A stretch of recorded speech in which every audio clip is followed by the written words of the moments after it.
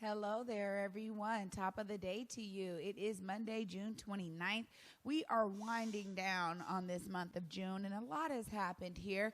We are welcoming you to the Morning Update Show, and we're going to get into all of the things that June has brought us, at least a little bit here.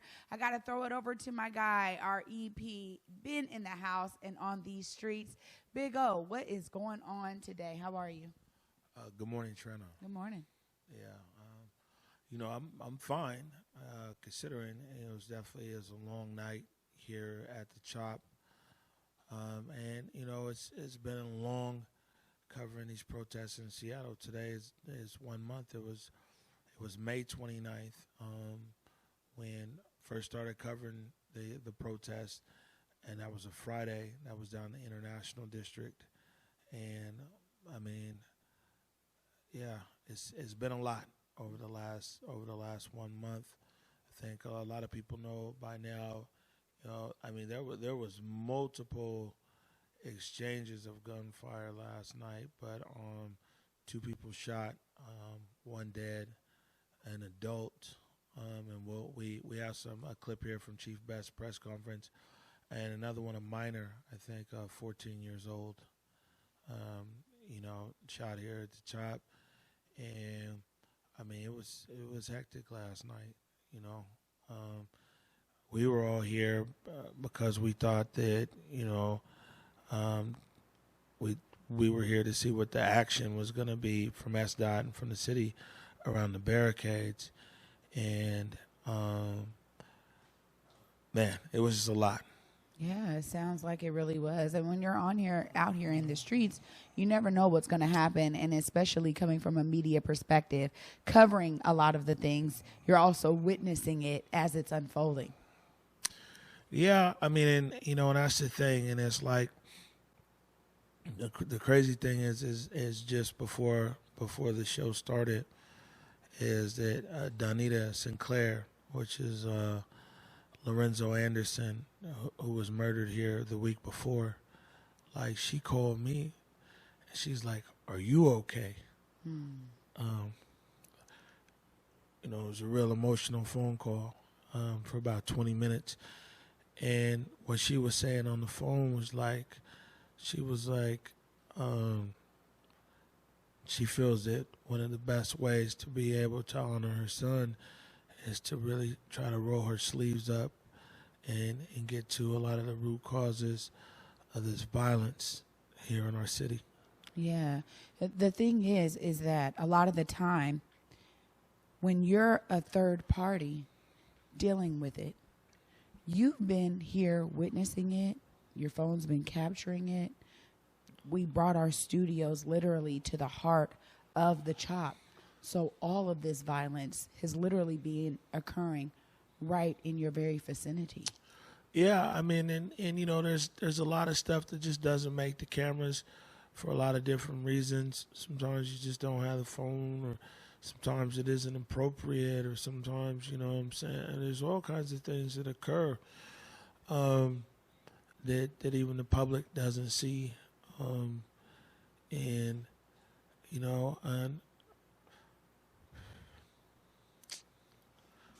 talk about humanity a lot, and it's kind of crazy because sometimes, sitting out here seeing the worst in humanity up close and personal. Yeah, and that is, to me, I know, growing up in the CD, we used to literally experience this in the waves and in the droves that it would come in, and I know that my brothers personally have experienced so much death, so much violence. Their friends, it became to the point where we just get numb.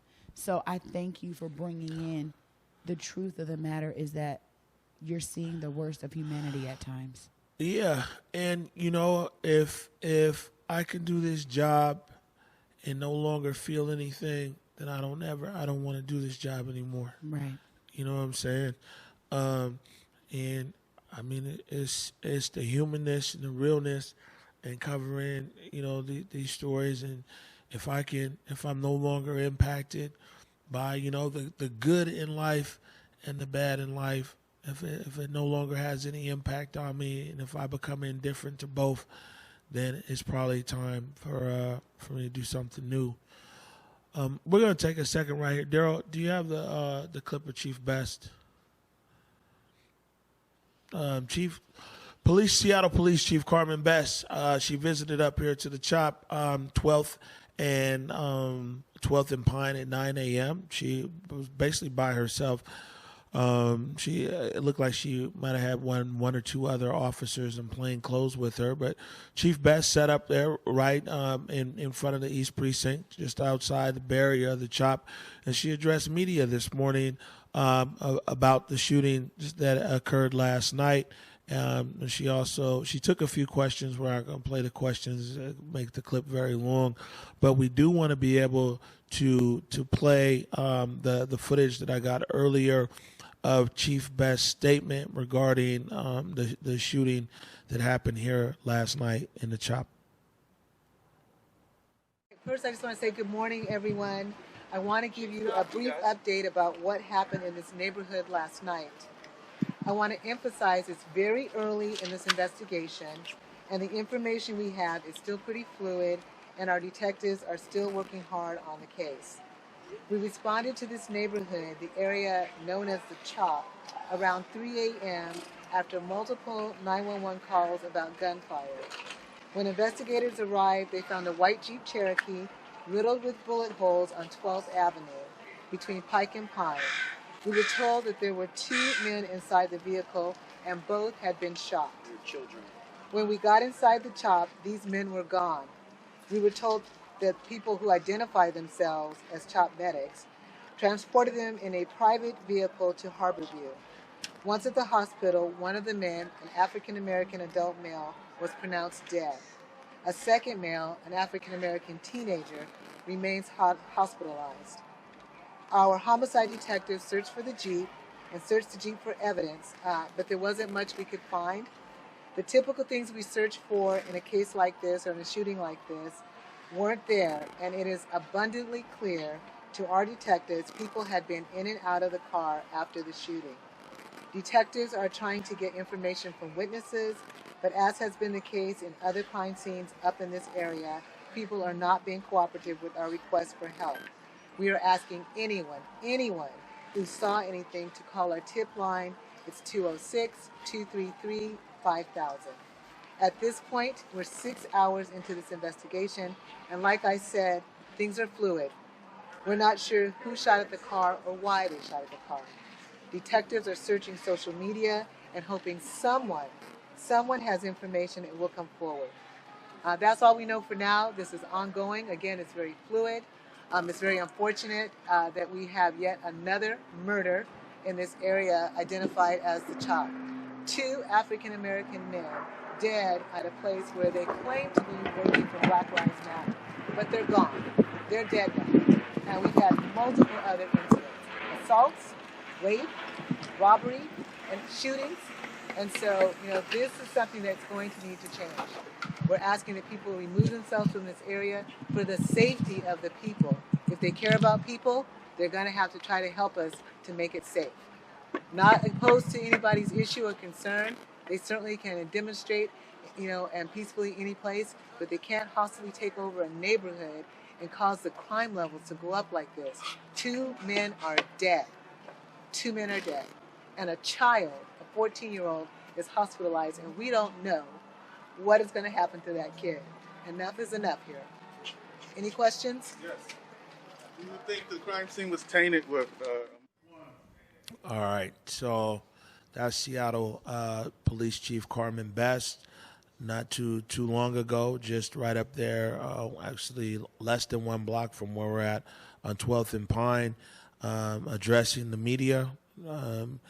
And, you heard what she said. She's like, hey, enough is enough. Yeah, I mean, at the end of the day, she's right. When you have statistics like that, now 2 deaths a 14-year-old in hospitalization.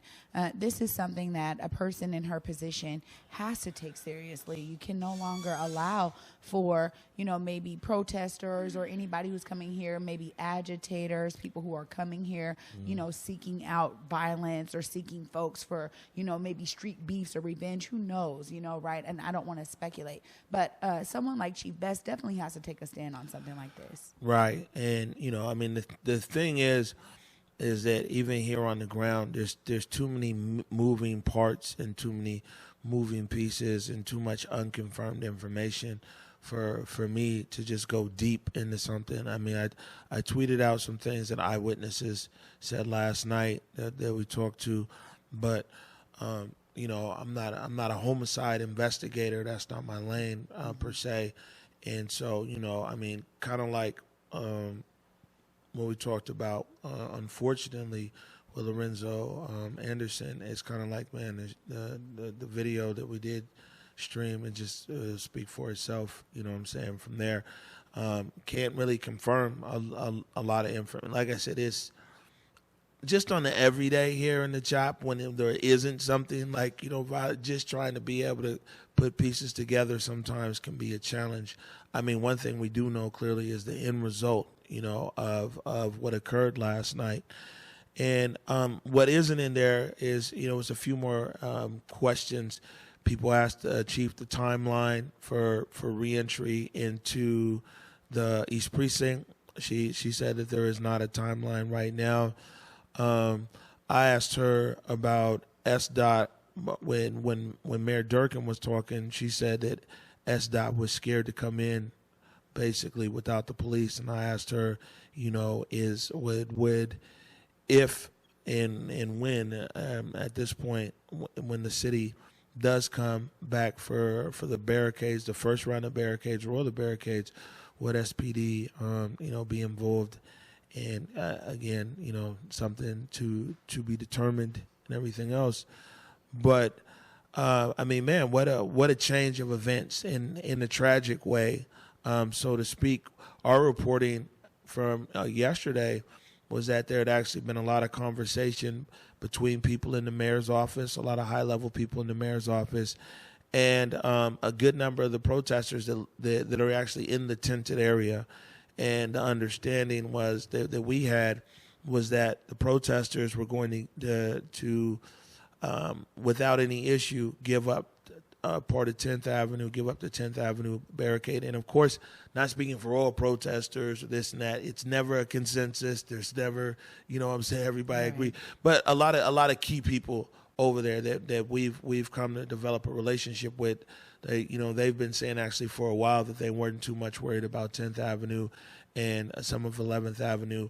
And what we thought this morning was that SDOT was going to come out, and we're just basically going to see what happens. That's what we're here for. But clearly, with the shootings last night and one murder, I think that SDOT's timeline has again changed, and the city's timeline has changed. One question was, though, from one of the reporters was like, well, man, where's the mayor?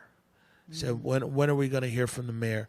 And Chief Best, the whole interview word for word is up on the ConvergeMedia page. So I'm just paraphrasing. She was like, man, you got to check with the mayor. Yeah. You know what I'm saying? But, I mean, clearly people do want to hear from the mayor.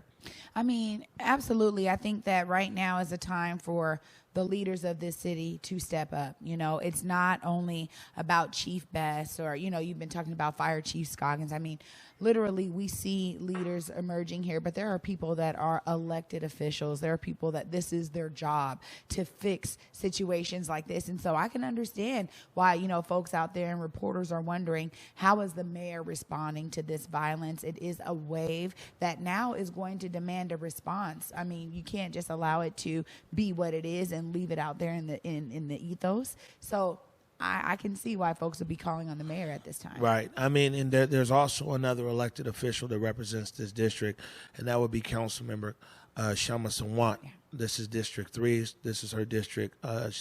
This district elected her to represent them in the city council. It would be interesting to hear what Councilmember Sawant's remarks are about the current state of the CHOP. And speaking with some of the protest organizers not too long ago, you know, and asking them, this was Mark Anthony, and it's also on the stream there. It's like, well, you know, have you guys talked to Councilmember Sawant? And what they basically said was, oh, they talked to her for like 10 minutes, and that they hadn't. And I was like, well, you know, does the council member, you know, or is your movement aligned with the council member? Because we've heard the council member through a press release say that, you know, this was, you know, she referred to it as our movement. And also the night that the barricades came down and the Seattle police abandoned the East Precinct, Councilmember Sawant basically declared a victory. And so, I mean, this is her district, and it'll be interesting to see what role Councilmember Sawant plays around the actual future of the CHOP. Yeah, I mean, you're right in terms of the integration of Sawant's office, of Sawant's kind of movement coming down here.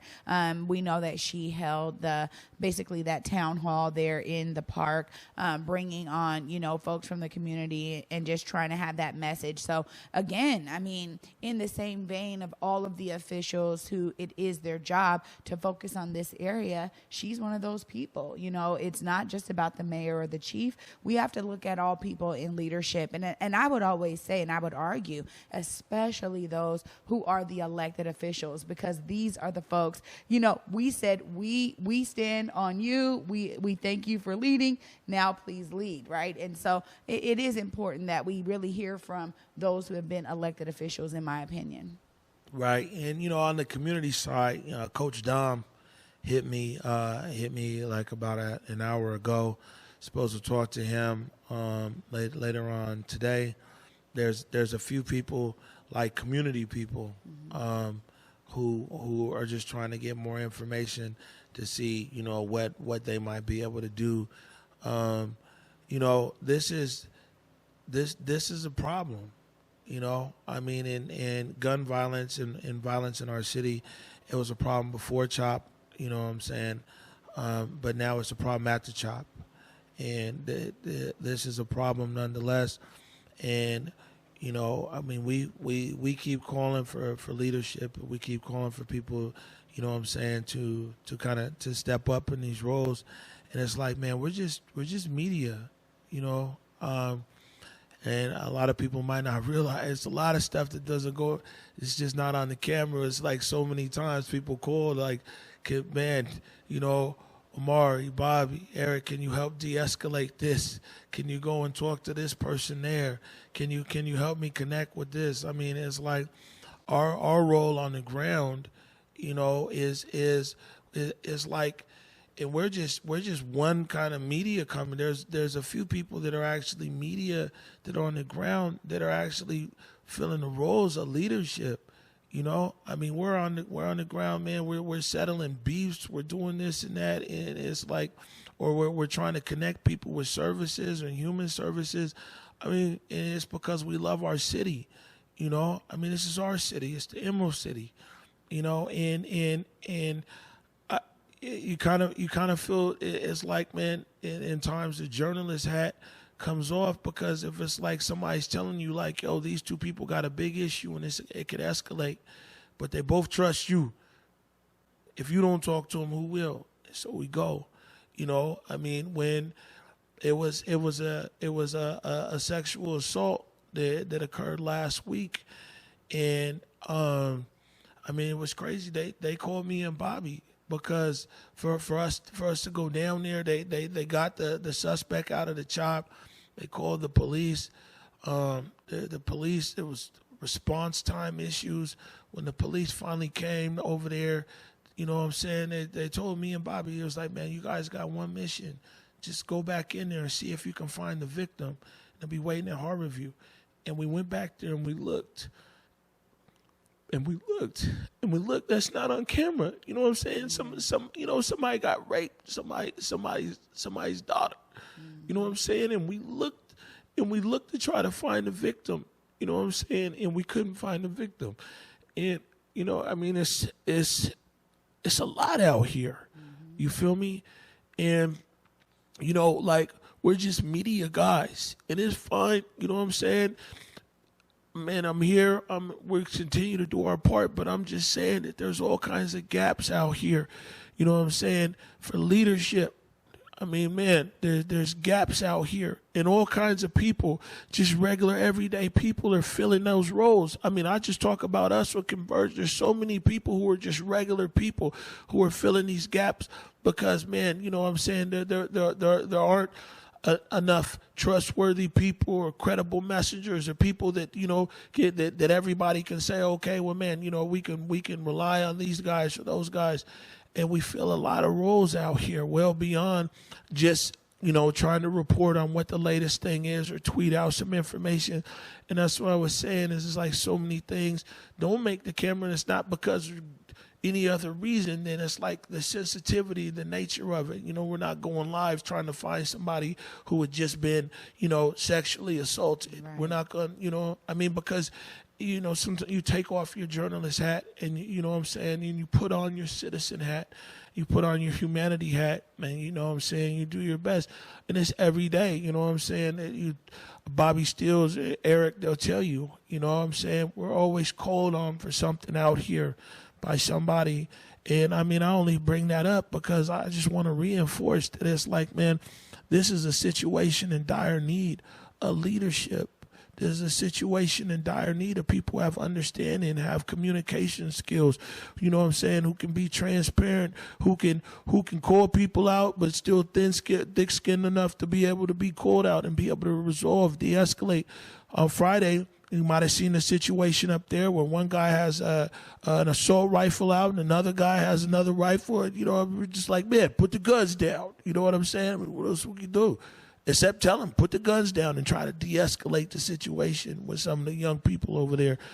You know, it's a lot, and it's a lot. We see a lot of services that are needed here, and if this is a reflection, a lot of, especially the services and around the mental health services, if this is a reflection of the city, you know, the chief said it was almost 17,000 mental health calls last year.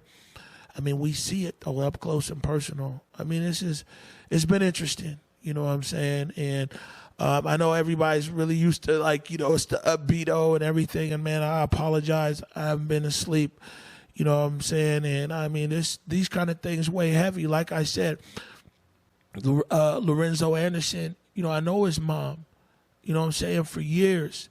And so it wasn't just a journalist who's up here and, oh, okay, this person died. Like I know his family. I know, you know, I know Donita and them, you know, and so it's a double impact. You know, it's one, it's like you witness something traumatic, but then you also know people, and, you know, it's impactful. And I mean, you know, we're waiting for an identification on the victim last night, but, you know, very well I'd have known the victim, somebody who's been out here for weeks and everything else. And so it's like it's double impact because it's like, you know, we know people. So, you know, it's not always an easy thing. You guys who know me, then, you know, I'm bounce back. I know some people probably watch the stream. They're probably concerned. You know what I'm saying? I'm going to get some rest. I'll be back at it. But I'm just saying there's a space for leadership that's out here. And, I mean, just regular working people we're filling the roles that aren't our roles. I mean, you know, we'll continue to do our very best. But, man, something's got to change. Well, I hear you so much on the double impact. Because literally, this is our city. When you're talking about the fact that this is, you know, where we grew up, this is where we were born, these are the people we know, these are the families we know, these are kids we know. A lot of that hits us in a way that is so impactful, again, because this is our community. You know, we were talking and reporting on Lorenzo's death before I realized it was Donita's son. And so the next day when we were able to have her come on and literally talk to her about it, it was like, you know, I told her before we even got on camera, I just said, you know what, whatever you want to say, however you want to clear this up, just know I'm here for you. You know what I mean? Because again, understanding that this is our community. These are people that we know. And a lot of the times you said it, and I was so thinking it, that I'm just praying for the families of the new victims. And I am praying that if it is someone I know, I'm just sending love already right now, because I know our community is small. A lot of the times we deal with this internally as a community. Yeah, I mean, like with me, with Donita around Lorenzo Anderson's murder, it was so ill because somebody had called me, right, and I was talking to her, and she wanted some information, and like what did I see as far as response or whatever, and I talked to her and offered my condolences, and I told her that my son, little O, what I'm saying, the same age as Lorenzo and everything else, and I didn't realize that was the same Donita, and so the next day, when I put the dots together, it was like, sitting there crushed. You know what I'm saying? And so, I mean, this is it's a human toll along with this, but we committed ourselves to telling this story that's out here to the best of our ability. And I mean, I'm thankful to Jake, to Bobby Stills, to Eric. You know what I'm saying? All these guys, I mean, who consistently, always have my safety in mind, anywhere and everywhere. You know what I'm saying? And sometimes I don't always want to listen, and I got to do better at that, especially to Bobby. Bobby, I gotta look, he's over there shaking his head right now. I got to do better at listening to Bobby, but I'm thankful for these guys, and of course our production people and everything here as well. But because I mean, it's us. We're just committed to being like, okay, well, man, where's this gonna go? And the thing about this whole protest, this protest season here, that it's been so many twists and turns. A lot of times on the stream, I say that covering these protests is kind of like peeling an onion, man. You know what I'm saying? Yeah, it's one layer after another, and literally just watching it unfold, right? Because I get to do this show with you and then try to go work on solutions, but watching all of this unfold just from the Converge perspective and being here in the CHOP, it has been a wave of emotion, a wave of action, then maybe some non-action by others. I mean, you've literally been seeing it unfold every day. And just on Friday, I remember leaving the CHOP feeling like, hey, who knows what's going to happen, man? There's a resurgence, and then all of the events of the weekend, as I'm away, trying to deal with my body in the Minerals and Soap Lake, amazing place, by the way. But literally coming back and hearing all of this and seeing it all unfold, you're so right. It's been so many ups and downs, man. An onion for real. Yeah, and I mean, I would say that at this point, if we were to talk about what's next over here, at this point, I think that the city of Seattle, the stakeholders, the residents of the Emerald City are probably looking to hear from the mayor to see what's next. There was, like I said, there was conversation about SDOT coming in here today and moving some of the barricades, and keeping the ones that are there in front of the East Precinct, and that's basically where the CHOP, or the protest, the Capitol Hill organized protest, is at. It's right there in front of the East Precinct. Now the actual real estate over here, mostly because of the barricades that were laid out by the city, currently extends down into Cal Anderson Park and on the playfield. But the actual protesters they're right there in front of the East Precinct. Previous conversation from the mayor were that those barricades in front of the East Precinct would stay in place, and that she would take a two-phased approach as far as things go up here on Capitol Hill. She said that the first thing that she would do was to clear all barricades but the ones at the East Precinct, and then deal with that separately on its own timeline. You see Chief Best today making her statement there at the CHOP, her press conference. I think that her being there at the CHOP, holding her presser, for the most part by herself. She had a deputy chief there in plain clothes, by herself in front of the East Precinct. I think in itself, she's projecting a statement as well to the city and possibly even to the mayor. And like I said, when reporters asked her, well, man, what's up? When are we going to hear from the mayor? She was like, man, you talk to her. But Chief Best kind of got out there early as well. And we could have an expectation to probably hear from the mayor by herself or maybe some other people. But, the chief has got out here early today. It's going to be interesting to hear what the mayor says. Yeah, right. We'll be seeing things as they unfold. I know, again, like you said, man, peeling back that onion, you never know how things are going to go. So I think you're right. It's definitely time to hear from the high leadership here in Seattle. That would be the mayor's office. So we'll see as things unfold, right, as you said. Right. Do you have a break built in over there, Daryl? All right, we're gonna take a short break right now. When we get back, we got a few other programming notes. You're watching the Morning Update Show.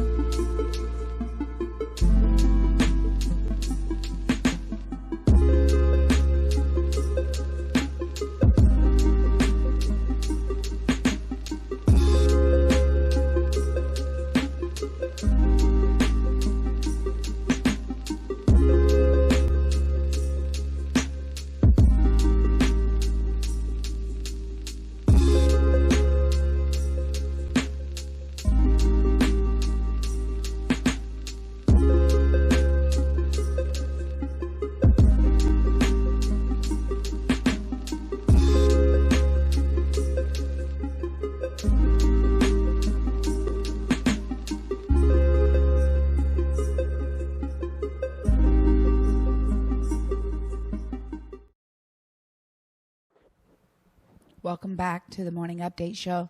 I'm your host, Trae Holiday. And if you've been watching before the break, this is a very emotional, just heavy show. The CHOP has gone through a lot of ups and downs, as we were talking about before the break.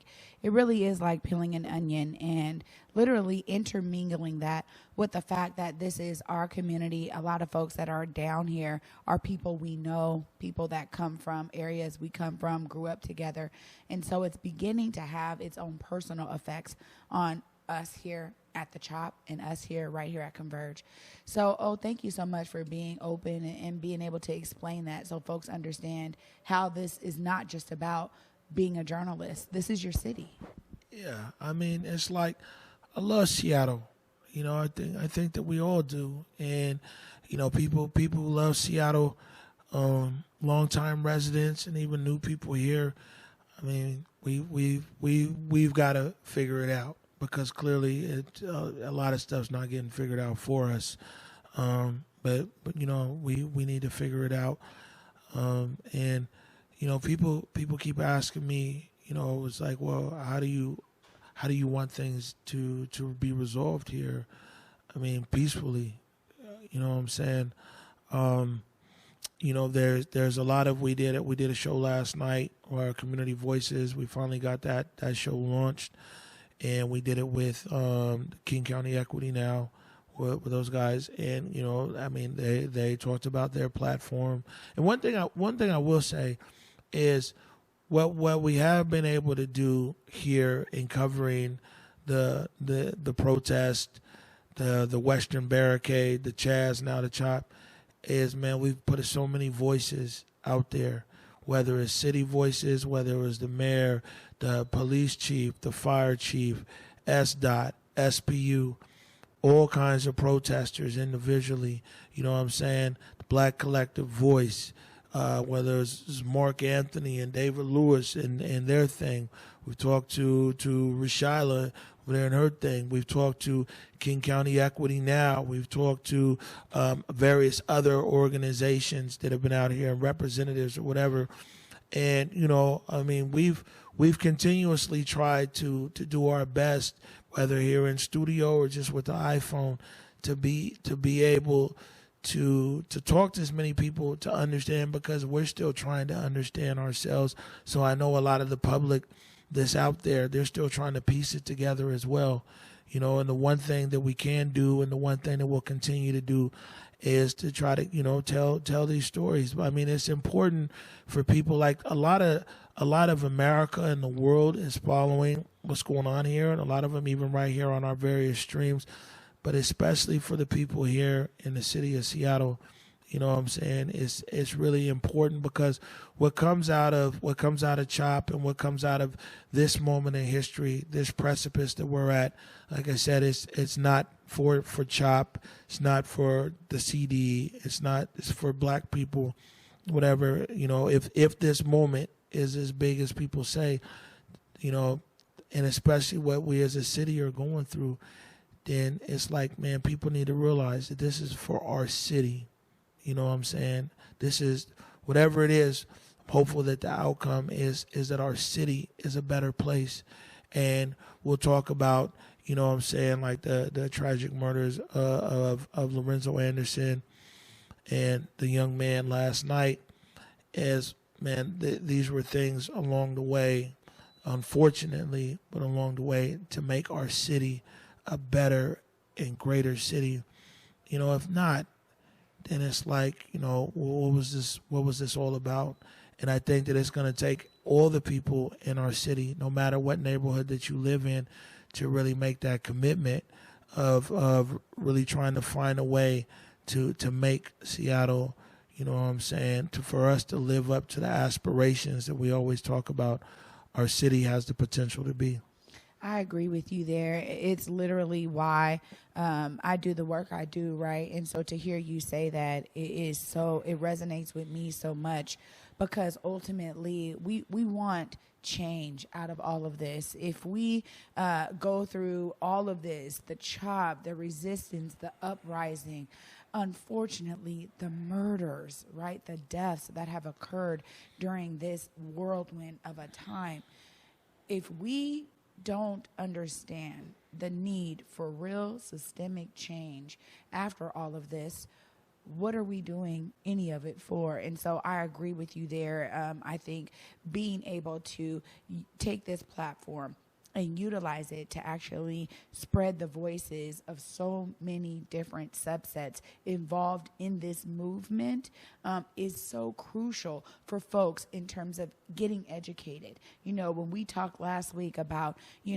protesters can't be ignorant protesters out here. They need to be educated. I think Converge has done an awesome job at just trying to balance the scales to give those narratives so that folks can understand all of the different factions and elements that are surrounding this. And I think it's very important that those who are working on solutions continue to look at this moment as a sense of charging their goal. Get to that place. And I think a lot of folks are really asking for that equity, right? We see it in King County Equity Now, but we see it in a lot of different other factions and a lot of different organizations who are also wanting this moment to mean something for the greaterment of Seattle, and then for Seattle to lead the nation in terms of change. That's what I love. It's a ripple effect. Yeah, and I'll say with this situation and CHOP, out there in our city that has an overwhelming abundance of amazing people, you know what I'm saying, an overwhelming abundance of just smart and I mean, like I said, just amazing residents of our city. There's a help wanted sign out here for people who know how to lead, people who know how to communicate, people who have a just the skill set to really be out here to make a difference. And like I said, we'll see what the mayor says. I think that, you know, I mean, I haven't heard anything, but we've been on the show here. I haven't heard anything. I check my mails. Let's see if the mayor makes a statement today. Let's see what the plan is. And one thing that we also have to realize is that, man, until a lot of things find a final resolution in our city, a lot of stuff becomes a transfer of energy. And, you know, yes, you can move people out to CHOP. Maybe they stay there protesting, you know what I'm saying? But until the fundamental issues are actually resolved, then it's just a transfer of energy. I talked about last week that, you know, I mean, people very well go from the East Precinct and now down to the West Precinct, and it goes from Capitol Hill's issue to South Lake Union's issue or to the South End's issue or whatever. The heart of the actual issue is for our city living up to, like I said, to its greatness and everything else. And yeah, it's been a long show. We're going to get ready to get out of here. Yeah. Thank you so much for just being here, being on the ground, all of the people that have been on the ground with you, protecting you. I know your mother appreciates that for sure, and your family protecting you. And also really just capturing the story as it unfolds. It's been one long weekend. I know you deserve some rest, my friend. Yeah, and again, a big thank you to Jake, to Bobby Stills, to Eric Calligraphy. You know, at times out here, my life really is in their hands. Yeah. And so, you know, thank you. We're going to get out of here for today. We'll catch you back here on the morning show tomorrow at 11 a.m. We'll be back here on the morning show. We'll be doing some continuing coverage throughout the day, and if we get any updates out of City Hall or anybody else, we'll make sure and let you know. We're already standing. Yeah. We'll see you tomorrow. Peace. Every voice and sing, dealer than heaven ring with the harmonies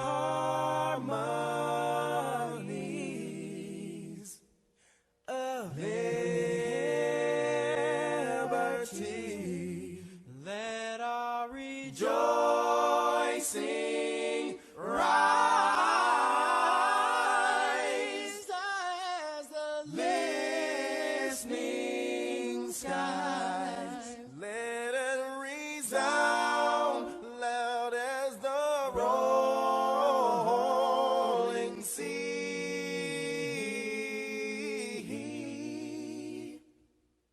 Sing a song full of the faith that the dark past has taught us. Sing a song full of the hope that the present has brought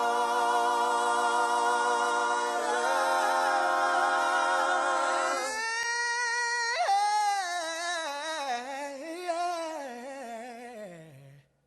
Facing the rising sun of a new day.